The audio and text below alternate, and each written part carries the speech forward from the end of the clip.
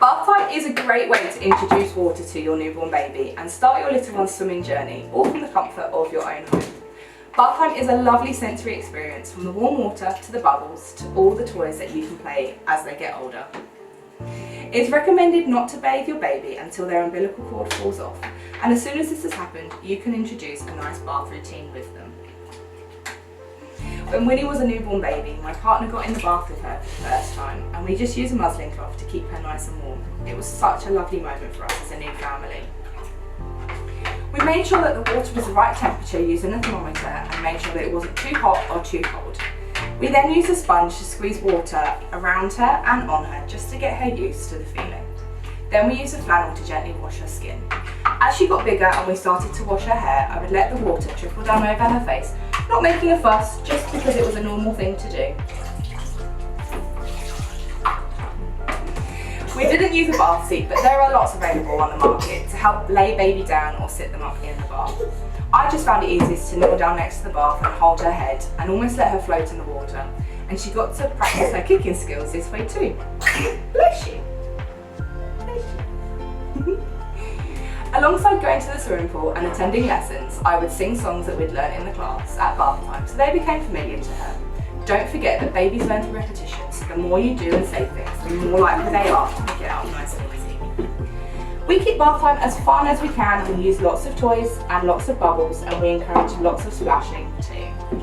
Saying splash, splash, splash as your little one does the action helps them to learn that that word is associated with doing that action. You're going to turn around and show us splashes. Can we do splash, splash, splash? Splash, splash, splash. The more you practice it, the more that they'll get used to doing it, and then hopefully in your swimming lessons, you can say the word splash and they'll learn to splash, or you can say the word kick and they'll learn to kick their legs. Watering cans and cups are great for washing hair and also having fun with. I introduce a phrase for when I'm purposefully going to get water on Winnie's face so that she knows it's coming. It's really simple. Winnie, ready, go. She's learned over time to close her eyes and close her mouth. We also use this in the swimming pool too. Before a jump, for example, I will say the phrase just to let her know that water's coming on her face. She's more than happy to jump into the water, so it's just to prepare her. She's also started holding her breath as well now. Mirrors are also nice to use in the bath if you have them, and it can be a great way to get your little one to explore underwater. Plus babies love looking at themselves too. Thank you. What's this? We also like practicing blowing bubbles in the bath, whether that's with a cup or laying down and putting our face in the water. Winnie likes it when I blow bubbles with her too, and usually I blow them into the cup and she thinks that's hilarious. Some babies don't like having a bath, and that's completely normal. There are lots of things that you can try and get your little one to do to like bath time. But if none of them work straight away, don't worry, don't be put off, as it could just be a phase, and as your baby gets older, they might begin to enjoy it. Here's a few things to try if your baby is unhappy at bath time. Try and make sure that baby is fed and not tired. A hungry, tired baby is not going to be too happy to have a bath. Work your way up to a bath, sitting baby in an empty bathtub and just pouring cups of water over their feet and hands to get them used to the feel of the water might help them to adjust to a bigger bath. Some babies don't like loud noises, so the sound of the running water might be a bit too much for them. So in this case, just prepare the bath environment without the baby in the room and then bring them in when it's nice and quiet and get them in the bath that way. Sometimes it's being put into the water that babies don't like, and you may find that when you put them in, they scrunch their legs up. Winnie's like this sometimes, so what I do is I put her in the empty bath and then I run the water around her. She likes to help me make the bubbles by swishing her hands and doing lots of splashing. Distraction can be the key sometimes. Singing a favourite song or having a favourite toy can help them just forget what's going on.